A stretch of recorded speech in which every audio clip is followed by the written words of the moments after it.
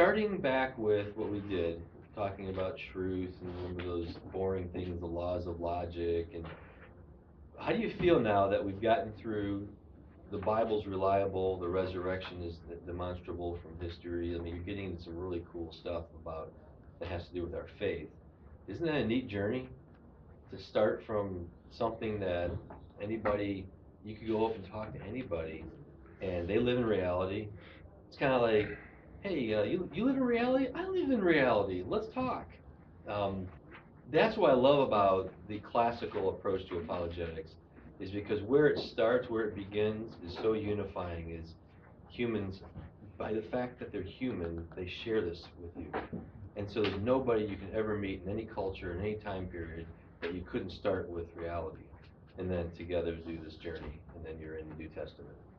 So I thought I'd share real quick. So I was talking to one of my employees maybe last week, and he was sharing his background from a religious perspective, which at work you don't talk about this stuff, right? Because you can get in trouble. Yeah, depending on. Somehow our relationship is built to where he could open up.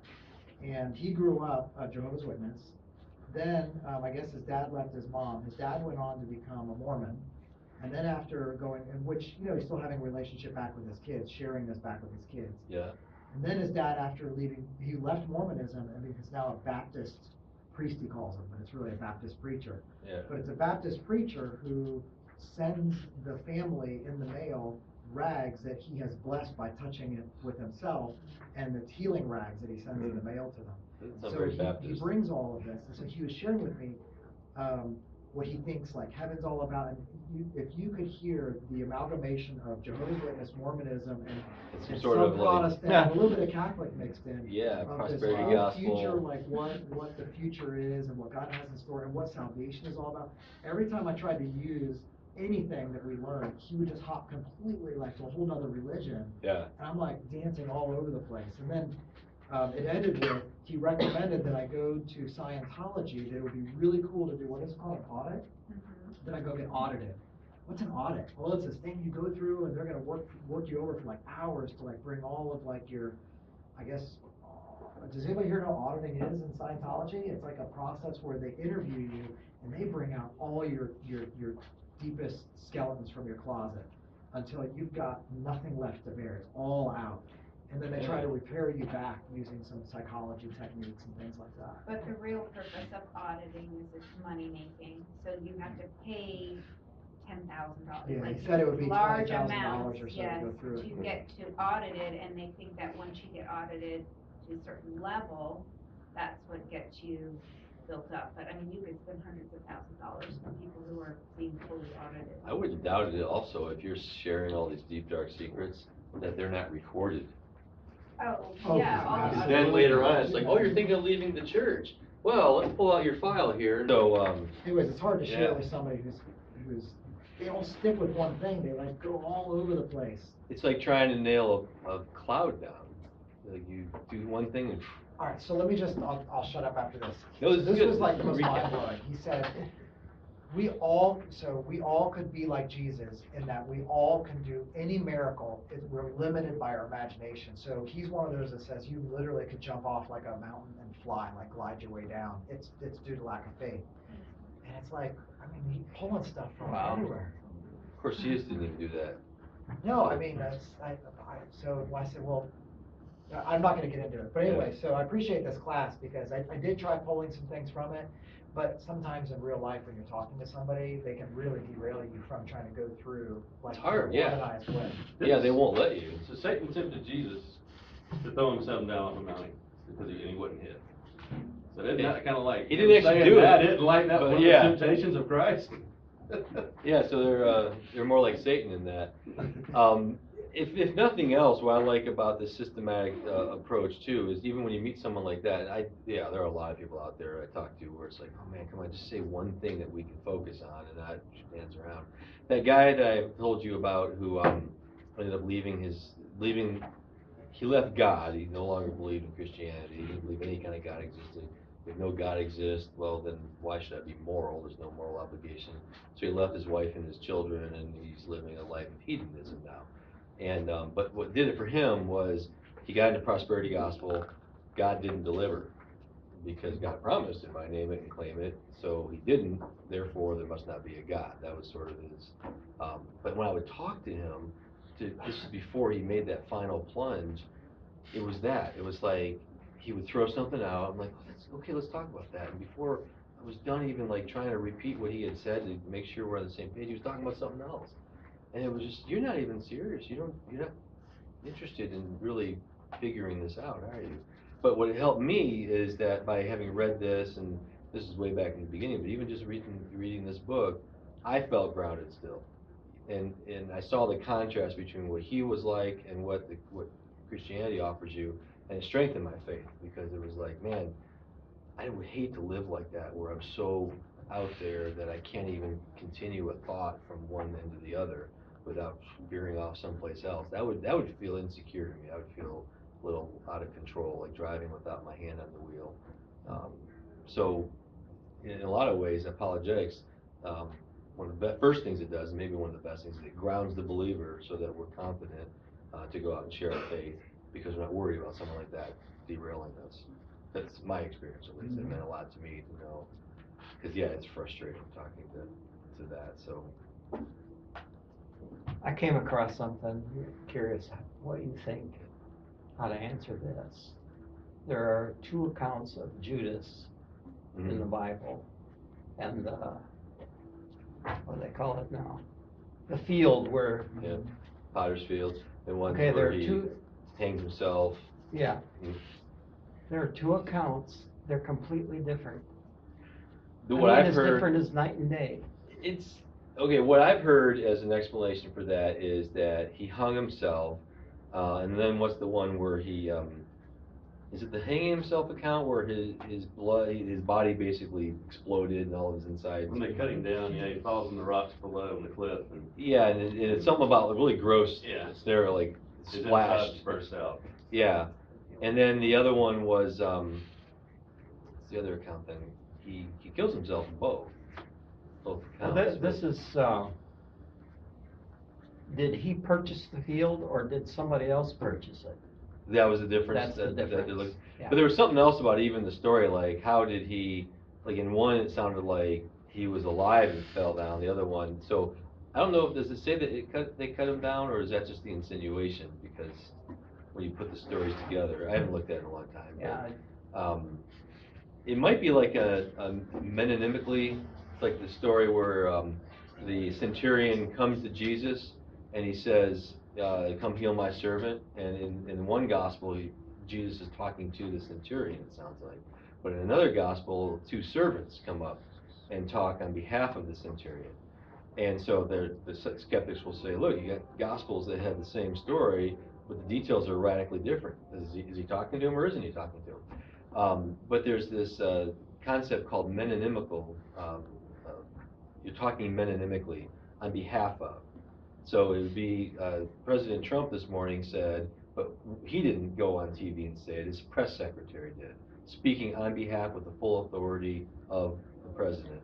So that's how, like that would be a case where they're speaking metonymically. So in that case, maybe what they're saying is, whether he purchased it or he gave someone the money, go on my behalf and purchase this field. You could say they purchased it or he purchased it, and they both are the same story. There's not a necessary contradiction. And this is where the skeptics, I think, try to be cheap, is a contradiction would be where in one case it says Judas did buy the field, and the other one is Judas did not buy the field. That's a negation of the other. Whereas this is just a story that there's differing details, and they try to say, like, look at these contradictions and say, no, one gospel author, say it was Matthew. No, let's say it's Mark or Luke. Luke was the last one to write the synoptics. Luke was aware of Mark and Matthew because Mark and Matthew had been circulating. The church was reading those gospels, which actually spurred Luke on. He says, I took it on myself to give you a more complete, organized account for the life of Christ. Meaning, I know about these other accounts, but I'm going to do something that hopefully is a little bit different.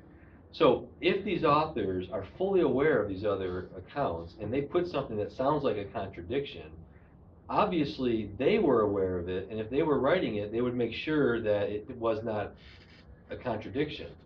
In other words, if we in the 21st century look at two accounts in the Gospels and we think there's a problem, that's chronological snobbery, saying that, well, we're in a better position to understand what they meant, and that it was a contradiction because we're so enlightened and we're, you know, modern and all that. But think in terms of the first century readers and authors. If they didn't have a problem with it, why is it you have a problem with it?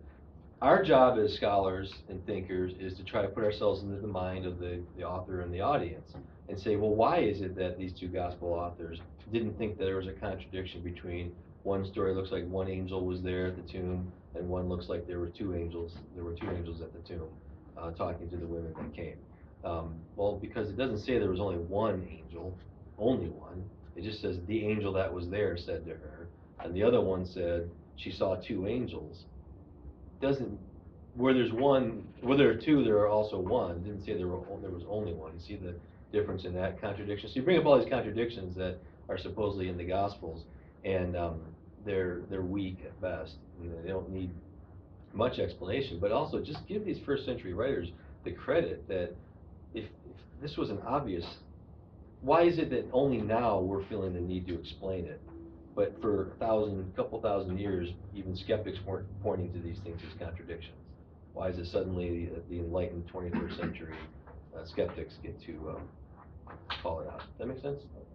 So on that one there, I would think, I have to look at it more, but I think that the purchases on his behalf would make a perfect explanation, just like the centurion or the centurion. I was just reading something here that's exactly what they say. Oh, see. With one addition, and that's, where did I see that? Who's the author, right? The Jews could not use the money since it was blood money, and they bought the field in his name. So the Jews were the ones that did it? Yeah. Because they couldn't pocket it again. Isn't that interesting? They're the ones that cause all this to happen, but then we don't want to touch the money. You guys are the ones who started this whole thing. Yeah. What people will do for power, right? Okay, so real quickly then, this is not accurate, but except for Adam is coming. Alan has agreed to come back, and Brian almost certainly will be back. I haven't even asked Mel yet, but if I do these three, that basically brings us up to Christmas, because once you get into Christmas, we're not even meeting anyway. So this is kind of fun. I thought it was fun. You guys, you were here. Didn't you like that archaeology stuff? And these guys come in and they try to liven up the Christmas story by showing us archaeological pictures, or talking about. Alan talks about the comparisons between the story of Jesus rising from the dead, or Jesus, all the aspects of Jesus' life, and the supposed parallels from with that and pagan myths. And so the skeptics will say, see, the gospel writers are just taking pagan myths and applying it to their God named Jesus.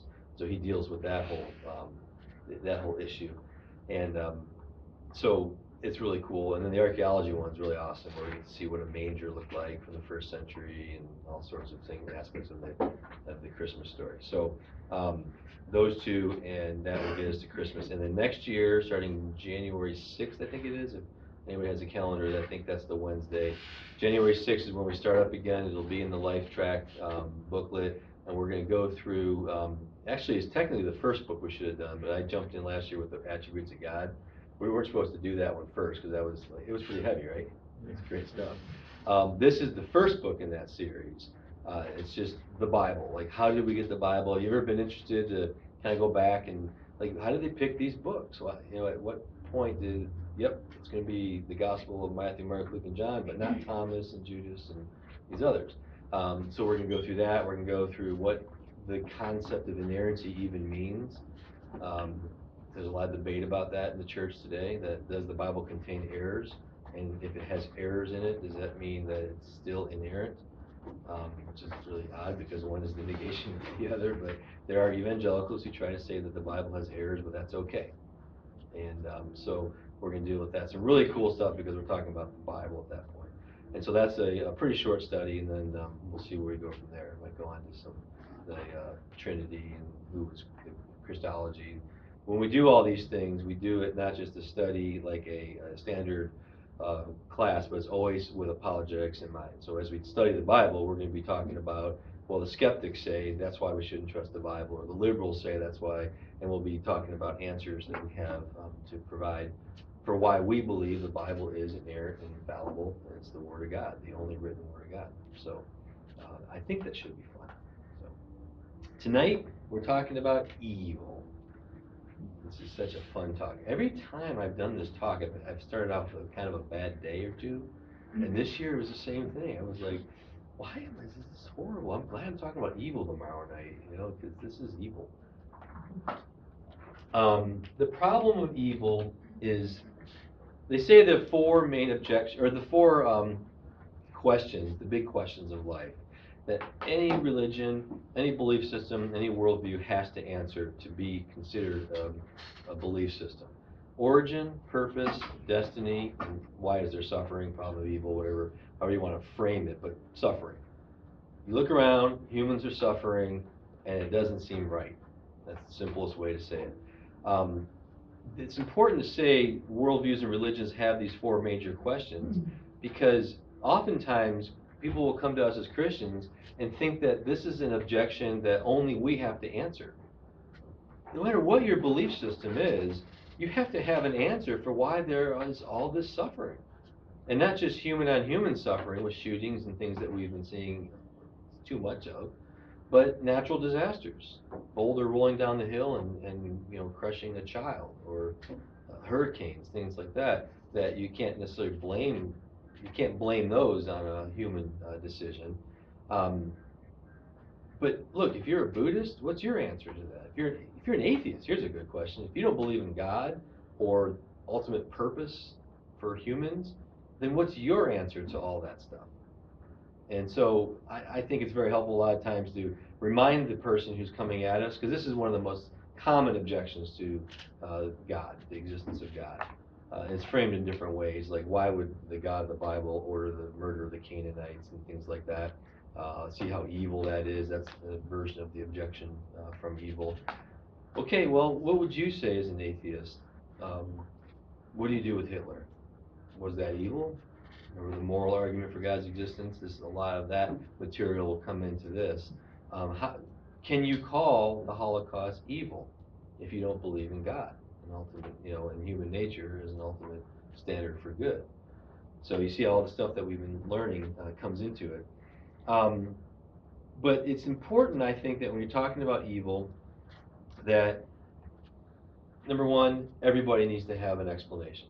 No one's off the hook, and it's just wrong for non-believers to just go to Christians and say, you have to come up with an answer. That's just wrong-headed. So that's number one. Number two, there are two lines of answers to the question of evil.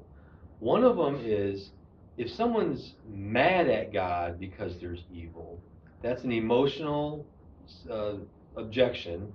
It's an emotional issue. So to start giving them syllogisms and apologetics and what Aristotle said and all that would probably be unloving.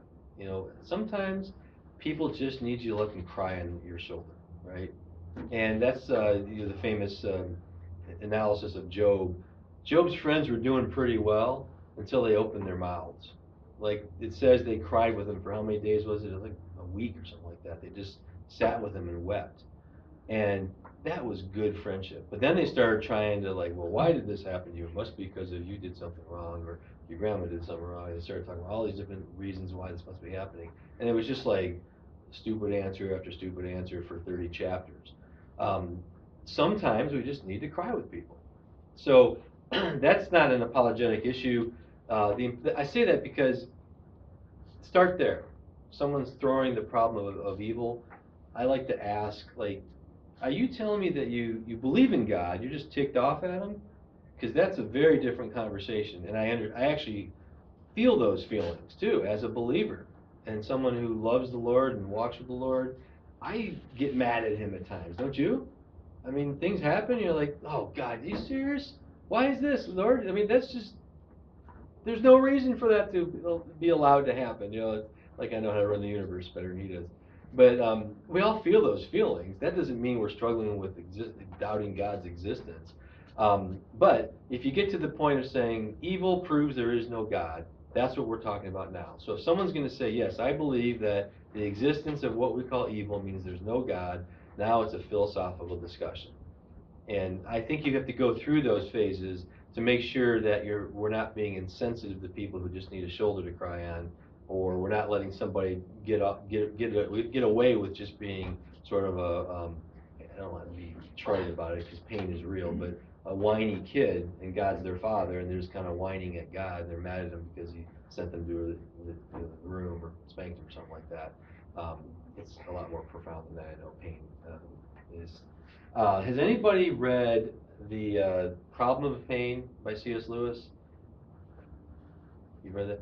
Have you read the second one he did, The Grief Observed? Yeah. I highly recommend that everybody does that, but here's what you do.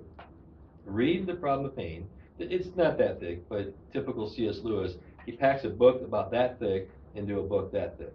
So his sentences are really dense. I mean, he says a lot in a short amount of time. And it's just an intellectual handling of why has God allowed pain. It's a great, excellent book. And then he was a bachelor his whole life, and in his 50s he met his wife, and met a woman that he married knowing she had bone cancer, and that she didn't have long.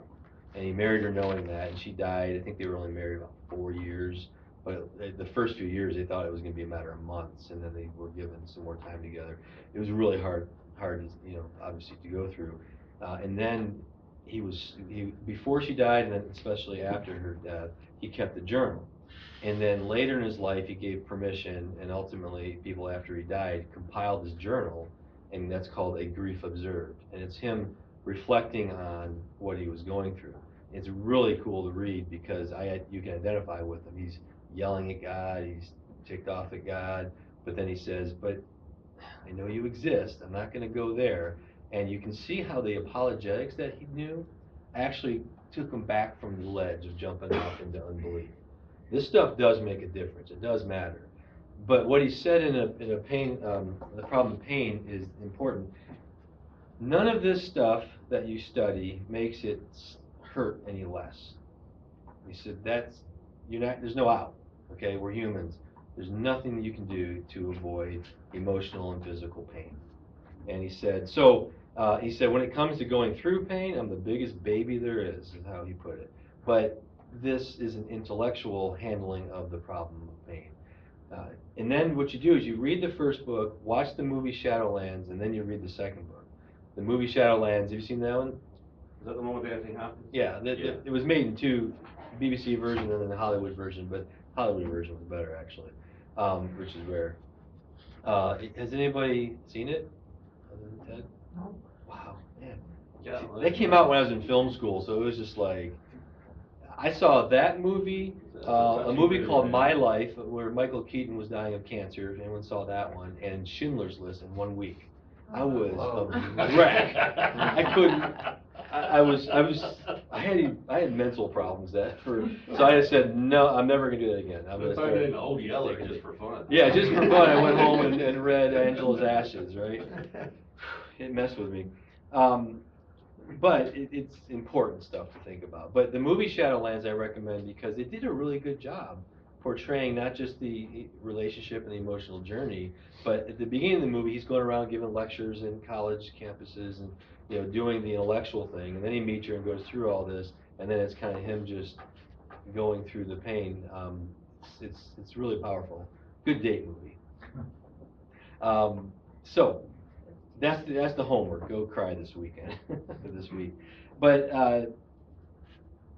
okay, so I just say that to underscore what I just said. There's the emotional and then there's the intellectual.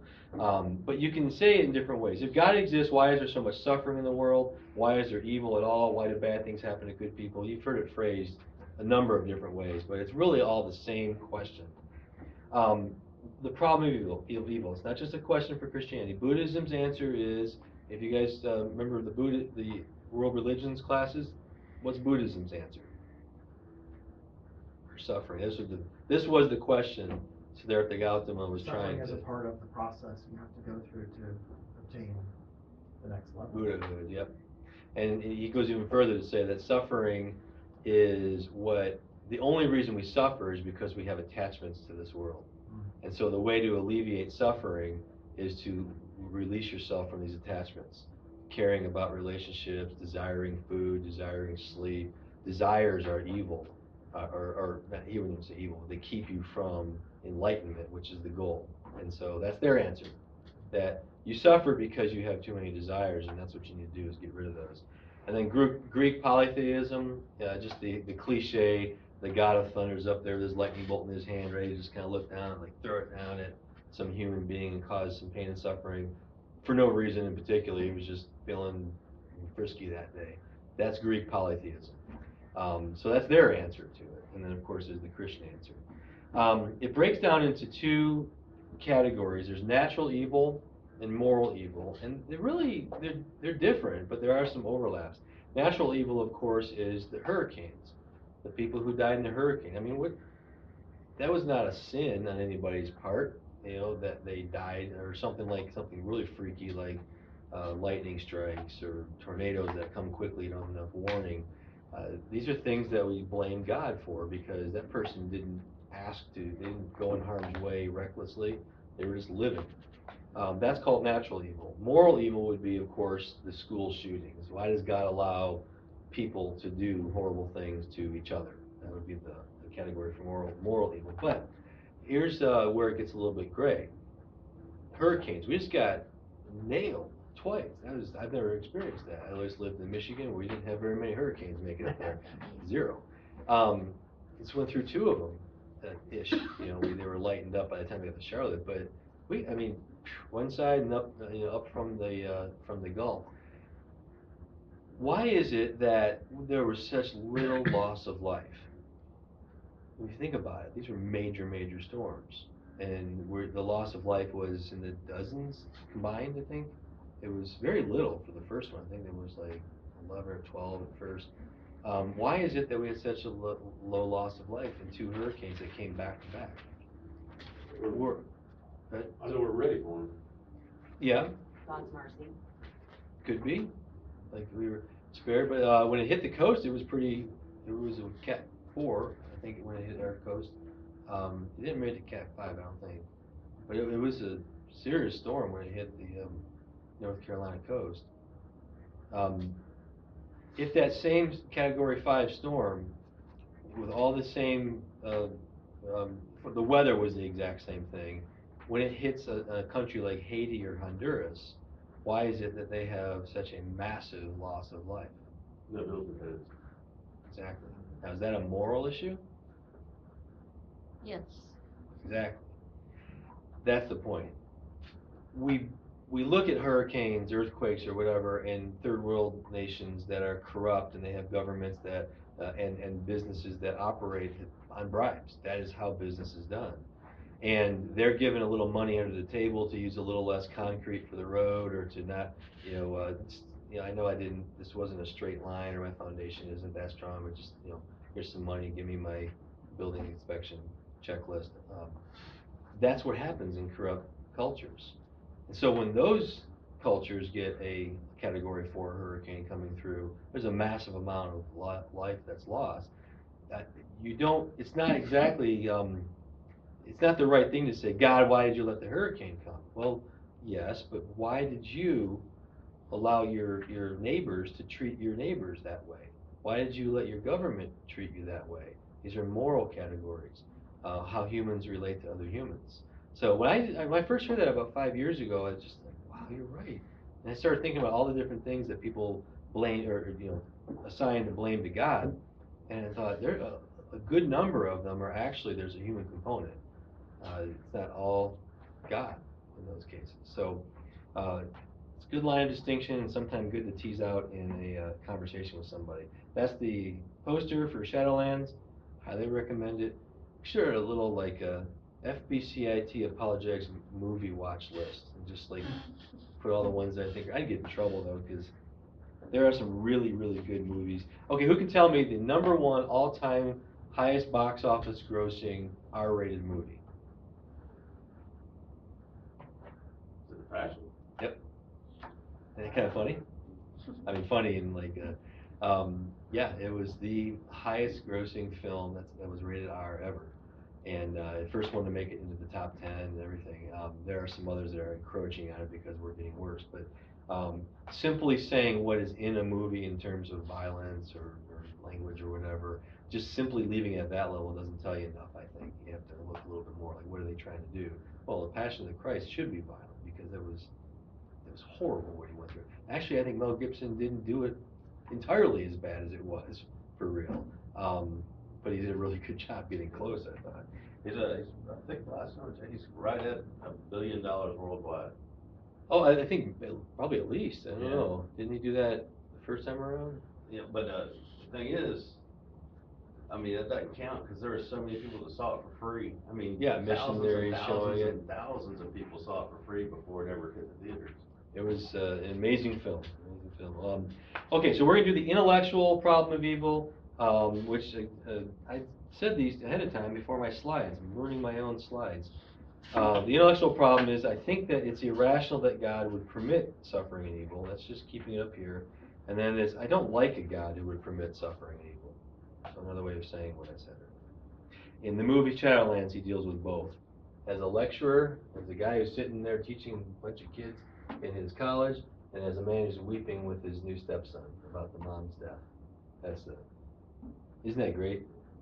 See this movie because you'll be crying like that. Yes, I want to see that movie. Why do we do that as people walk into reading books like Old Yeller and watching movies like that, and we know what's going to happen? We're suckers. So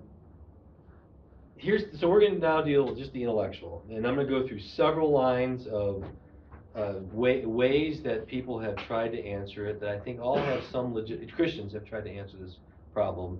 Each one of them, try to grab onto it, put it in your tool belt. I, of course, am going to lean toward the classical Thomistic, I think it's a more robust answer. But these other ones are not bad, so just, whatever ones you can latch onto that you understand, you think you can communicate, you wouldn't do bad to use them, but I'm going to build up to the best one, I think. So basically, the intellectual problem is this. You start with, there is a logical contradiction between the statement, an all-loving, all-powerful God exists, and suffering exists. Those two things can't both be true. So just think about that for a second, about why that's the case, if it's the case, or why they think it's the case. If God is all-loving, he's obviously not going to want people to suffer, right? Isn't that, I mean, I treat my guinea pig better than that. I try to clean his, I don't have a guinea pig, but when I did, I didn't let him just keep pooping in the cage. I cleaned it up and tried to give him a nice life for it. So, I mean, if I can do that for a rodent, why can't God do it for a human who he claims to love? So, an all-loving God would not want any of us to suffer. An all-powerful God has the ability to act, to do something about it. I have the ability to change my guinea pig's cage and put the water and the food in there. To have the ability and not do it isn't loving. So what they're saying is, if God's all-loving, meaning he can't not love, and he's all-powerful, those two things could not both exist. Therefore, a God like that doesn't exist. Because suffering exists. That's obviously no one argues with that. There is suffering. Even if you want to call it an illusion, you're still acknowledging something needs to be called an illusion. So suffering exists. So you guys get the tension there of what they're trying to say? What would you say to that at this stage? I think it's on the surface, it's a very powerful punch, I think. What would you say? So you're going to get into the free will. So would an all-loving, all-powerful God who has his creation interfere with all potential disasters if he loves them enough to give them free will? Would that contradict that free will to then also have to intervene?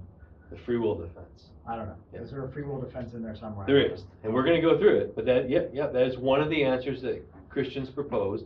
Obviously, not all branches of Christianity would want to use that one, but even it's not true to say that the Reformed camps don't ever use that. It's not, but yeah, that is one that I think is legitimate. That freedom and love are freedom is necessary in order for love to be possible. We'll go through that, but anyone else? an emotional one would be, would find out if they were parents or not, and then walk them through, I like that, yeah. the decision that they had children knowing that they would suffer. So does that make them not love their children because they decided to have them anyway? Sometimes you gotta let your child get burnt on the stove. There's that, right? Why does God allow pain? Well, sometimes because you're supposed to not go somewhere. Physical pain and emotional pain, right? Emotional pain comes almost for the same reason. Don't do those things because it hurts. Of course, a lot of times we cause pain in each other because of our sinful nature. Okay, those are. What I usually try to do is I usually try to say, okay, look, let's just drop this first thing, all loving, and let's just go with all powerful God exists and suffering exists. And say, But an all-powerful, mean God would explain suffering then. yes. He's like, yeah, I want them to suffer. I'm going to find creative ways to make them suffer. I mean, I had a guy one time that I worked with, and that was his issue, and he was always talking about, what's his name, Dawson, and how awesome his books were. And I said, look, Dawson's an idiot. And I said, no. You mean Dawkins, probably, right? Dawkins, Richard yeah, Dawkins. I said, look, Richard Dawson was the guy who kissed everybody on Family Feud. I grew up with Family Feud too. But, I said, here's the thing. I said, you don't, the reason it's just a stupid argument is because it's not an argument as to whether God exists or not. It's an argument as to the nature of God and whether he's a good God or a bad God. And it totally changed him. And he became a theist then and there. And he says, and come to find out, he was mad at God, and he asked me what to do. He was mad at God because he was taking care of his mom, and his mom was, and he was single, and he was the sole care provider for his mom who was dying Slowly. a horrible death.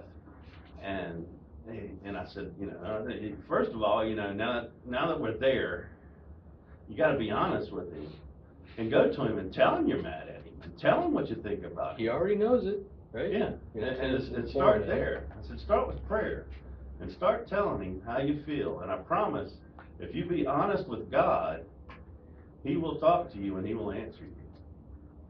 And, See, I think that is awesome because that's an example of how apologetics or philosophy, that this quote intellectual stuff was used to quickly get the conversation where it needed to be. It was, you shined a light by using just some simple reasoning. And then you challenge them by saying, it sounds to me like you have an emotional anger at God, not a disbelief in God. And perfect. That's been my experience too, that apologetics, that's why I love it so much, is it's so relational. You're already interacting with people to do apologetics in the first place, so just as quickly as you can get into, well, what's the real issue here? And so sometimes you can just go through the 12 steps to expose the fact that you are mad at God. Or in my friend's case, you're mad because that God didn't make you rich. You don't disbelieve in him, you just don't like him. He broke his end of the deal. The hidden assumptions would be this: if God's all powerful, he can create any world that he wants. If he's loving, he would prefer a world without suffering. So that's the hidden assumptions in there. Before I go into privation, we're not God's pets. So to look at, in that example I used about taking care of my guinea pig, the Christian belief, if you look at what the Bible's saying about who we are, why we're here, what reality is, we're in a place, first of all, we're going to talk about it later, the Bible describes why they're suffering. It provides the doctrine of the fall of man to explain the first cause. But God still could have created nothing. He didn't have to create a world. He didn't have to create a world with humans. He's free to do done it or not done it. He still chose to do it knowing we would fall. So it doesn't quite get God off the hook if someone's accusing him. The doctrine of the fall doesn't get him off the hook. But that's not why we're here, to lead a comfortable, enjoyable life, because this life, this short life that we're in the body this first time around before we get our resurrection bodies, this is not all there is. And that's central in Christian doctrine. So this belief that God's job, because this is all there is to provide the most comfortable life for us, because, that would be cruel of him not to do that. This isn't it. In fact, the suffering we go through here and how we suffer is directly related to how we're going to enjoy eternity. The crowns that we get in heaven are how we earn those crowns. We don't earn our salvation. That's completely a gift. But everyone's experience of the new earth is not going to be the same. It's all going to be awesome, and it's going to be absolutely perfect reunion with God and each other. But the Bible says that how we choose to go through suffering here impacts how we're going to experience eternity. So that's how you have to look at it. So it takes away the whole, if God was all loving. No, if God's all loving, he's thinking about your whole life, which goes on forever in eternity. And so that's why one reason why he says this has more worth to it than you know right now. Now that doesn't make it any easier to go through, but it's something to think about. What it does is it gets your eyes off of this life and puts them onto the next life where they're supposed to be focused. And that's hard to do, obviously, for ourselves or for our loved ones as they're going through that, as they're dying. It's not easy to go through. But that's an important thing that I didn't really put a slide for. But you ever hear, who has heard the term privation? It's not something we use in everyday language. You heard it, Jen? Well, I've heard of privatization. Privation is just the absence of something, is the easiest way to say it. So if God created all things and evil is a thing, then God created evil. Okay, this is one of the other accusations. So how can you believe in a God who would make evil? Since God made everything, right? You're a Christian. You believe God made all things. Yeah, God made absolutely everything. All right, well, God made evil. Doesn't that make him an evil God? So that's the accusation. If God did not create evil, then evil is either unreal or evil is not a thing. There is a difference between being nothing or unreal and not being a thing. This gets a little bit hard. And now we're going into some good Christian philosophers. Augustine argued that evil is real, but it is not a thing. Rather, it is a privation or a lack in things. Okay, so I'll use analogies that made it easier for me to understand all that. A light beams are a thing. But we understand that now that they're photons, they're both wave and particle energy. Light is a thing because we can measure it and we know what it is. But if I put my hand over a flashlight's beam in between the flashlight and the wall, I have a shadow. Is that shadow of my hand a thing? No, it's the lack of light. It's the absence of light. So that's what he's saying, and they would use that exact example with the sunlight. So just like a shadow is the absence of a light, when we say evil, we're saying something real. It's not like we're talking about an unreal, just nothing connected with reality. We are talking about something real when we talk about my shadow on the wall. But what we actually mean by my shadow is that part of the wall where there is no light. The privation of light on the wall, that is my shadow. But it's not a thing. If something is evil, we say that lacks the good. It's a privation of the good. People, and this gets back to even, it is not good that man dies. Animals are supposed to die. Man's not. And that's why at the tomb, bless you, at the tomb of Lazarus, Jesus purposely waited so that Lazarus would die, right? He delayed going there, it says, because he wanted to show his power. So he shows up knowing he's going to resurrect Lazarus. Why is it that he wept? Why does it say Jesus wept? Why would he weep? Not missing his friend. He's about to see him in just a few minutes. And he knows it because he's God. The reason he's crying, this is interpretation here, but this is pretty accepted. It's not radical. The word wept, when it says Jesus wept, the word wept has a little bit of a connotation of anger. There's different kind of crying, as we all know. There's crying where you're mad because something wrong was done. Something wrong with this. That's why you're crying. So Jesus is sitting there at the tomb, and he's seeing everybody crying around him, knowing that he's the reason. He could have come and healed Lazarus and prevented all that crying, but he chose not to. So it couldn't have been that he was sort of overwhelmed with the mood. He created that mood by choosing not to come. What was it that he wept for? And I think the best explanation is, I'm God. I created mankind, and I know I'm the only one here in this funeral who knows how we were supposed to live. And this was not it. This crying, the fact that he's dying now, I'm going to resurrect him, but he's going to die someday. I'm not healing him for eternity, giving him a resurrection body. I'm just resuscitating him. And that, as a human, he got emotional about. I'm mad about that. This is not the way things are supposed to be.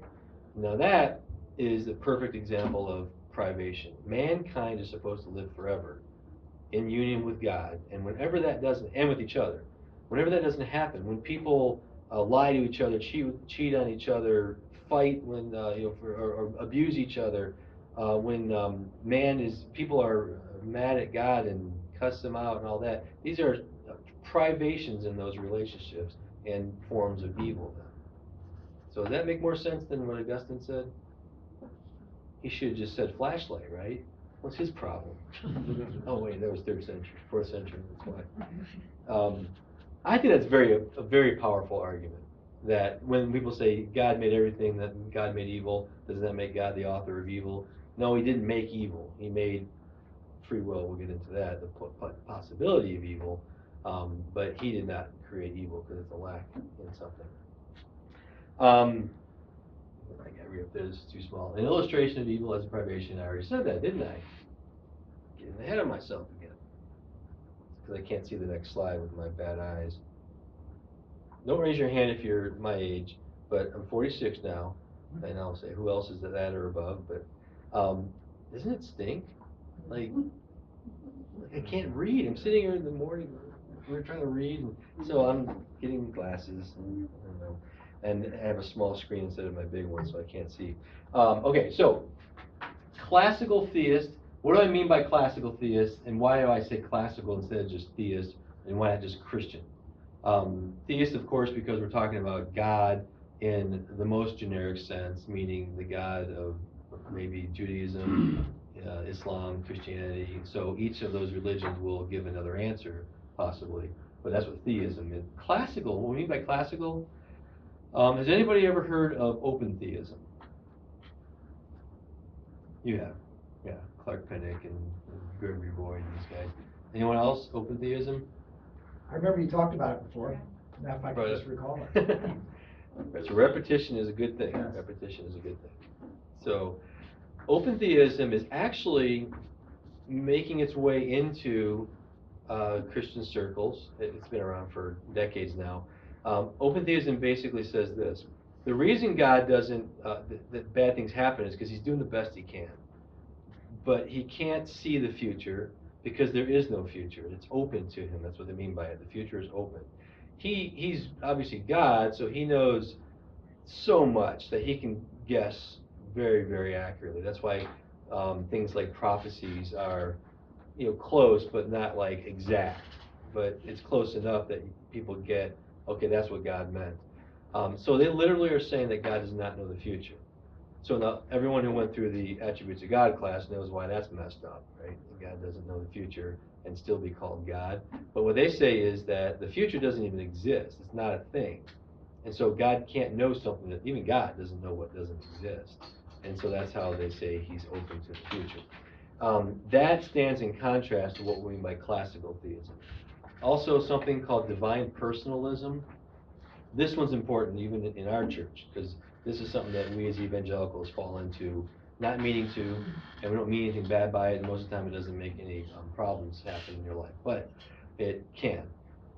Divine personalism, anybody, did we talk about that in the world religion? Divine personalism means you take attributes of human personality, so love, or knowledge, let's say, what it means to have knowledge for me. And then we just say, it's exactly like that with God, but just really, really, really, really, really big. That's called divine personalism. So you start seeing God as the big guy in the sky. So he has temper tantrums, he can be reasoned with, you can hurt him, by the things that you do, because after all, I break my parents' heart when I do bad things. So God must be like my mom and dad, weeping, and I hurt God. Things like that.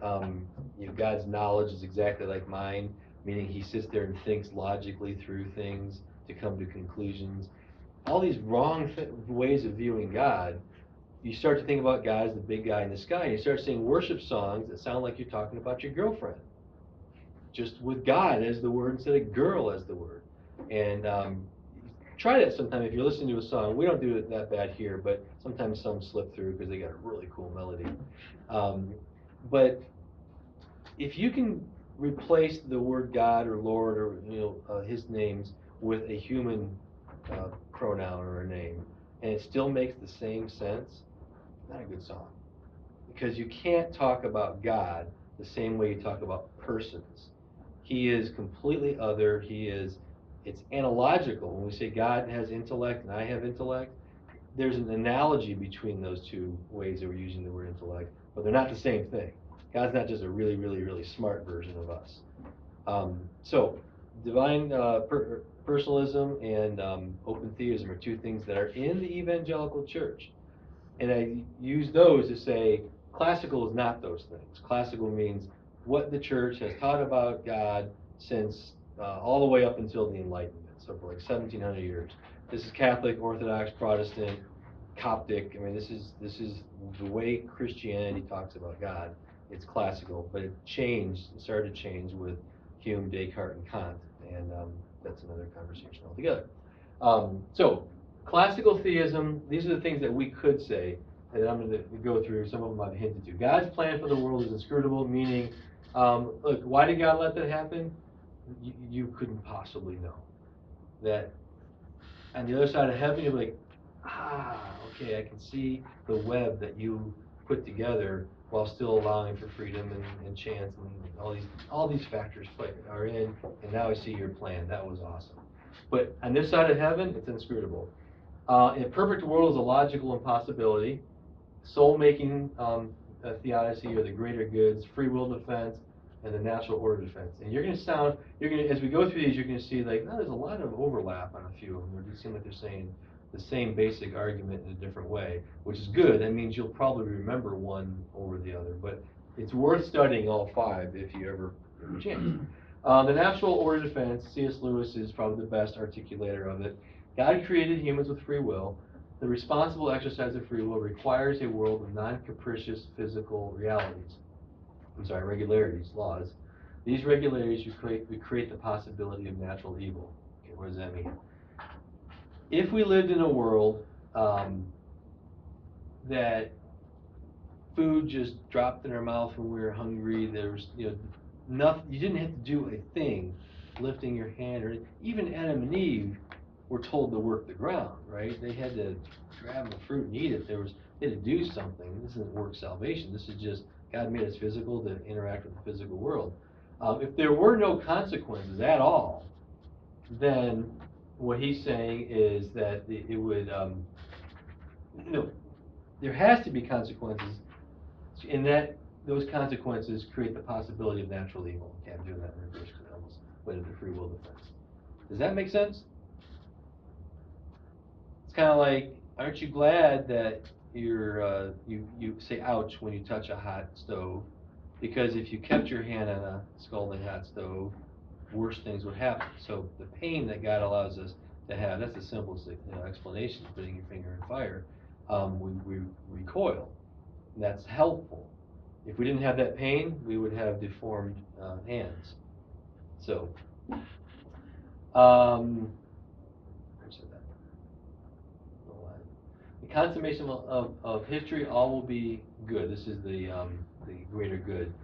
All goods will be rewarded. This is what I alluded to earlier, that Christianity actually has doctrines in the Bible that make evil or suffering, doesn't make it easier to go through, but it gives you a satisfying explanation as to the big picture of things.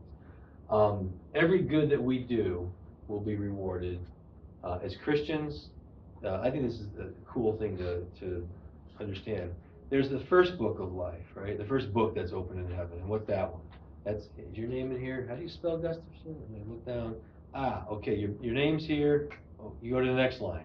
I'm totally simplifying this, so don't throw heresy tomatoes at me. But this is basic. I've checked with theologians, like, yeah, okay, that's basic right there. You go to the next line, you got another book, and that book is a list of all of your works to decide how you're going to live the rest of eternity. I don't think it's called the Book of Works, but it says it has your deeds in it. So obviously, as Christians, do we have any bad deeds recorded in heaven? No. They were all nailed to the cross and they're gone. So that got your name on the list. And then you get in, and the only thing that we're going to be judged for is, oh man, you rocked that out. You didn't even know you did that, did you? You thought that was a small thing. In heaven, we were like, yes, that was awesome. Put that down there. So that got you like a home theater in your eternal home or something like that. I hope so. okayed that. I hope so. So you see that it contextualizes how well you go through this life, including suffering. It determines how you experience eternity. All evils will be punished. Now that is not for us. The first book is Your Name's Not Here. We just call this at the Heaven's Gates, Hell's Flames, right? Your name's not in here. The only right thing to do is for God to punish that, and so that's a good. For God to punish an evil, that act of punishment is actually a good. So all evils will be punished, which is good. So no matter what, when history is consummated, it's all good. I mean, it's all good. It's all good. Yeah. The people in hell won't be, in a sense, won't be saying it's all good. I won't go into that whole thing, but is that confusing to anybody? Let's say that. No? Okay, good. Clear as mud, like they say. Okay. Naturally, how the solution probably needs to address both evil, and everything. Okay, some conclusions are not compatible with Christianity. Here's what we'll say: the rational solution, the probability of evil, is that that is compatible with biblical Christianity and classical theism. That's what we've gone through. Okay. Okay, I'm gonna go through this. I actually took a bunch of them out. I'm sorry. I'll have to talk about those just verbally. The conclusion, then we'll go back. Remember I said at the beginning that no one's off the hook for coming up with an explanation.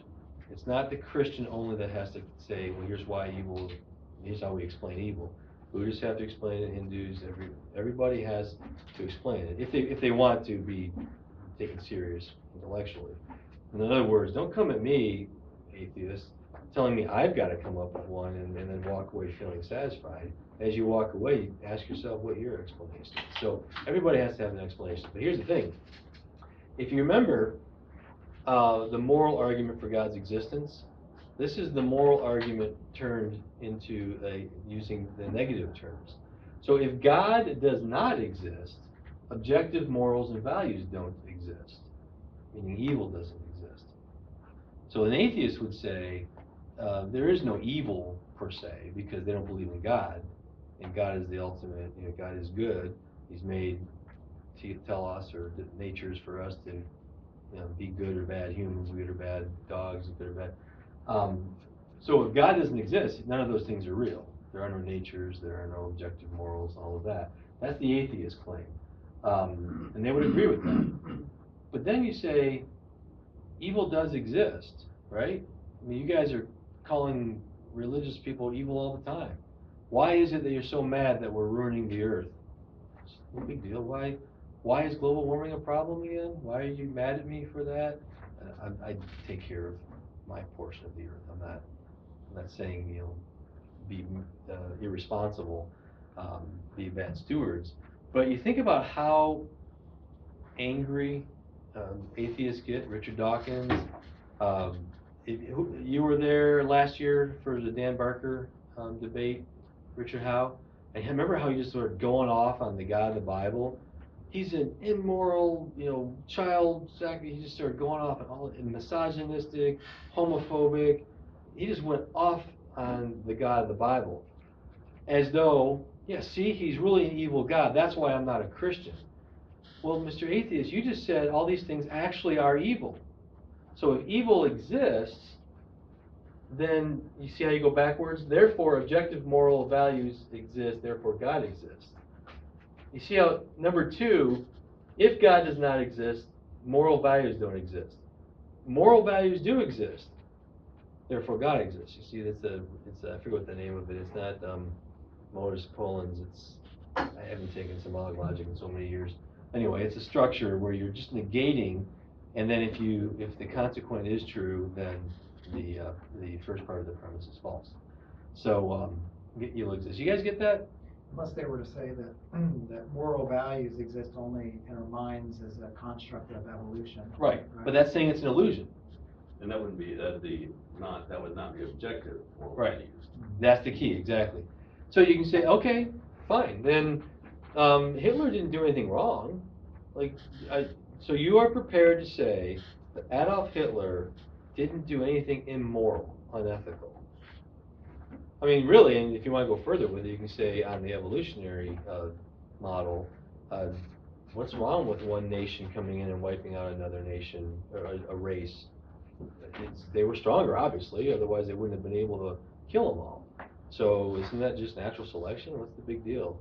And actually, what's wrong? Natural selection is not even a good, it's just a thing, it just happens. So I think the only thing you can appeal to is give them some specific examples. I like giving them Christian examples. Do you think it's wrong when you hear somebody say that gay people shouldn't be married? Do you think they're being total bigots? Yeah, I hate it when they do that. You think it's immoral, unethical when people picket gay weddings, things like that? Yeah, I hate it when they do that. So you think it's unethical, it's immoral. Why? So pick something that they're hot about, global warming, gay marriage, whatever it is. The left, political left, cultural left, are quite angry these days about a whole number of different things. So just pick one that you think they would be responsive to, and then say, by that, do you really mean that it's wrong for one person to tell another person that they are bad for getting married to the same sex? Do you think it's really wrong to be, quote, homophobic? Yeah, I really think it's wrong. Then you believe God exists. See the force of that? So it's actually what started out as one of the 4 biggest questions, and this seems to be the biggest objection to God's existence. When you phrase it this way and you work with somebody, it's actually evidence for God's existence. The presence of evil is. So it's kind of cool. It's like backing into it. Yeah, if you get a chance and you know somebody's about to pull that one out on you, preemptively do that. Just take it right away from them. Just say, look, here's how I know there is a God. Because there's evil in the world. And since there's evil in the world, then I know there's got to be a God. Otherwise, we wouldn't know how there's evil. You know why I know there's a God? Because of religious bigots. That's how I know there's a God. Because bigotry is evil. It's wrong. It's unethical. It's immoral. Yeah, surprise them sometimes. Like, yeah, the fact that pick their favorite one. And That's a good one. I want to see if there's the free will defense. Okay, that's right. I took this out for brevity. I need to put that back in. Okay, so you guys get the logical impossibility of a perfect world because the necessity of the physical laws, burning your finger on all that. That's what that's saying. The inscrutable is pretty easy to understand because it's just saying, look, we're not God. On the other side of eternity, we'll get it, but there's no promise that we'll get it here. Any questions on the soul making or the things that happen to us here actually affect how we're going to experience eternity? You understand that? Soul making theodicy is the fancy word for it, by a guy named John Hick. Okay, Free Will Defense by Alvin Plantinga, but a lot of people would say this. Interestingly, Alvin Plantinga is a Calvinist. And he's the one who purports this. I thought that's why I said it's not a reform, non-reform debate. But you'll see why I even bring up the question of Calvinism when I do this. Okay, the free will defense. This is the best way to phrase it. He does it a little differently. So this is what I think is the best way. God makes mankind, and He says, "Love me." And in the process of loving me, you will be fully satisfied because all good things come from me. And so you have to love me in order to experience what I've created for you in a perfect way. Both your marriage and your relationship with the earth, the animals, everything. It's going to be perfect by what He meant by perfect, not what we might mean sometimes. But you have to love me in order to do that because I am the source of all good things. The concept of love is embedded in that, inseparable from the concept of love, is the concept of choice. So by God saying, love me, but I'm not going to allow you to have free will, then it would be impossible for them to love me. He doesn't tell the rocks, certainly, but even animals they have a will of sorts. They're soulish, the Bible calls them. They have the breath of life in them. They can choose as they're walking and they see an obstacle, they make a choice. So animals have choice making, but they can't love. As much as I want to think that my dog Blue loves us when she howls when we come home, it's not love. So you guys get that? How you can't separate the ability to say yay or nay, or the ability to choose, is love and that are almost the same thing. In fact, the classical definition of love, when people would say, what is love? They wouldn't recite 1 Corinthians 13 like we do at weddings, because that seems sort of odd. But this applies to all of that, love is patient, love is kind, all of that. They would say love is to will the good for the beloved. So if you love your child, what you want for them is the good. Now that concept of the good is a whole bunch of things that classical thinkers knew was in there. But they will the good for that person. So the good for humans is to know God perfectly, to experience Him, to know God and enjoy Him forever, right? So if something is standing in the way, then that's unloving. So can a non-Christian love their kids? In some ways, yes. It is good for your child to get an education, and most atheist parents, I think, all the ones I know, want their kids to be well educated, right? That's loving. But you are conscientiously withholding this idea of God. You're withholding God from your children, not allowing them to go to church, shooting them down every time they bring up the concept of God in conversation, or whatever.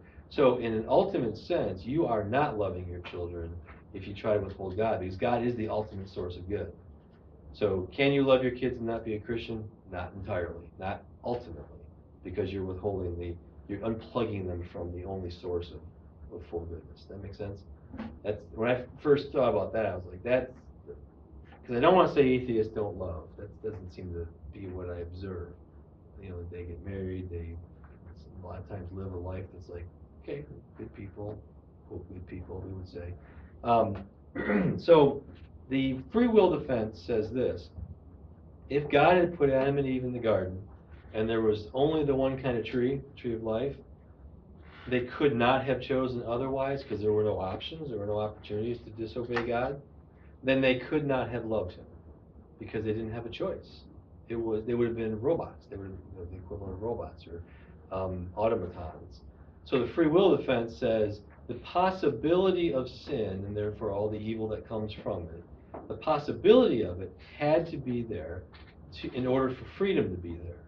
And freedom had to be there in order for love to be there. It's beautiful. I think so. It makes sense too. So you can see how some versions of Calvinism that believe that there's absolutely they deny libertarian or teleological free will completely, that man has no freedom to even know that I'm not even free to pick up this phone.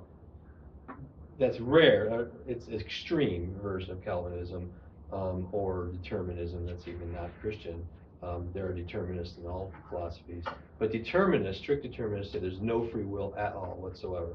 The Christian version of it is because God is so sovereign to give any free will to mankind, even to choose what to eat for dinner. It means that person's in control, not God. And since God's sovereign, that means He's in control of every action. Again, that's even rare in Reform circles, but it is out there. You can see how they would have a problem with this idea. Alvin Plantinga is a very hardcore Reformed theologian and philosopher. He doesn't see a problem with this, so I'm just saying that. But I think this is probably the best place to start with the first question of why would God allow evil? Because it's not good enough to say what's happening these days, this side of the Garden of Eden. Why did He do it in the first place? Because He had a perfect world for humans. But He let it happen. He let this happen. Why didn't He just put a fence around that tree, or better yet, just not let that tree be there in the first place? This is the answer to that. What are your thoughts, Eric? I mean, you can see how it Yeah, I don't- might infringe on people's view of sovereignty, Yeah. but not necessarily, Yeah, not necessarily. right? I would think the average Calvinist probably wouldn't see a conflict there. Right. I think you're right. Average is you're getting into the fringe in terms of like the numbers of Calvinists. Clearly, your old pastor, well, I'm blank now, I want to say Edwards, not Edwards, Kennedy. Clearly Kennedy would agree with this. D. James Kennedy taught the Kennedy method, which was please make a decision to accept Christ. That's obviously assuming free will. So yeah, a lot of very good Calvinists, I think R.C. Sproul would probably agree with this, although I never saw what he wrote on it, but yeah, that's important to know that you can feel comfortable if you lean towards a reformed version of Christianity, which is perfectly orthodox. Nothing, I'm not saying that's fringe or anything. It's just that stripe of Christianity. You can still embrace this. Is the point? Although the Reformed theology it has one similar to this, and I think it's beautiful as well. And it's really similar and close to this, but it's coming from the other direction. It's Spurgeon. And he talks about how if as our experience of God, that we could without the fall, and without that option to fall, we could never experience the true depth of God's love, that he could reach down into the pit that we're in. So he could condescend down to our level and reach down and pick us up out of it. And that we're experiencing a level of love that we could never experience had we never sinned of him. That preaches well. Now the thing about Spurgeon is that he never went to school. He wanted to, but he got denied, and then he got offered later, but he was mad that he got turned down for seminary, and so he said, forget you guys, I don't even want it. So he was self-taught his whole life. It's amazing what he was able to self-teach. Yeah, that's why I said it's related to that one. It's not a reason or defense of it. It's just an observation. And right, he was in it because almost everything we have from him are his sermons, and I like him. I read him all the time. I love. He's great. So the thing to be careful of that though is the fall was not inevitable. You have to because being free means they could have. It has to be possible for them also to continuously choose the good. Otherwise, they're not free in that sense either. So that's the important thing to distinguish is that we're not saying it was inevitable to have a fall. We're just saying the possibility was necessary to have love. So that's all I would add to that. So in that case, then, there would be a way to experience the full depth of God's love even without the fall. Exactly. We just can't imagine how that would be accomplished because this is what we know. Right. We're used to, you fall and you just feel that immense love as you repent and God takes you Right. as you are. Right. We don't want to say that God, as he said, let there be light, and he created. You know, I really can't wait to have suffering and evil and pain and humility. That wasn't. It was, I'm going to create this world that's perfect for humans. And I know they're going to mess it up, but this is the cool thing. I should put a slide on this.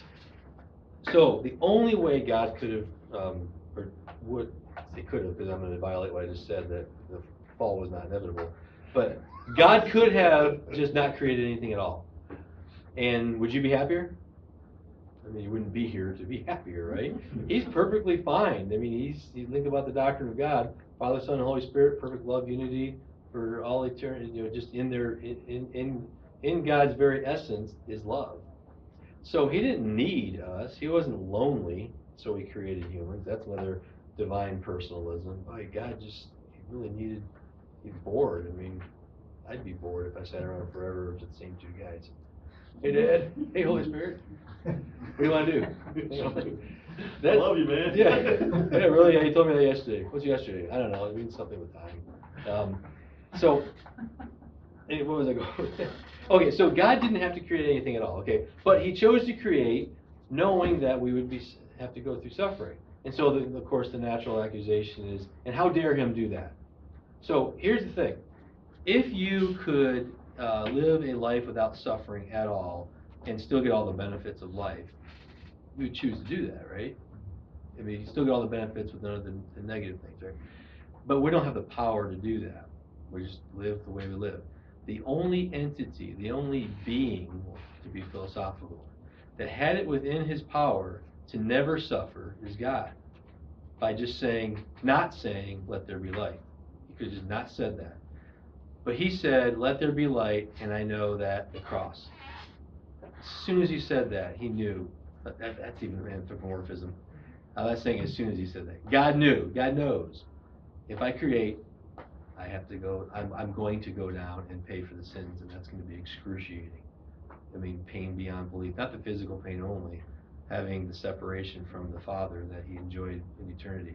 That is sobering to me. When I first started meditating on that, I'm like, all right, I'll shut up. I mean, what have I gone through compared to that?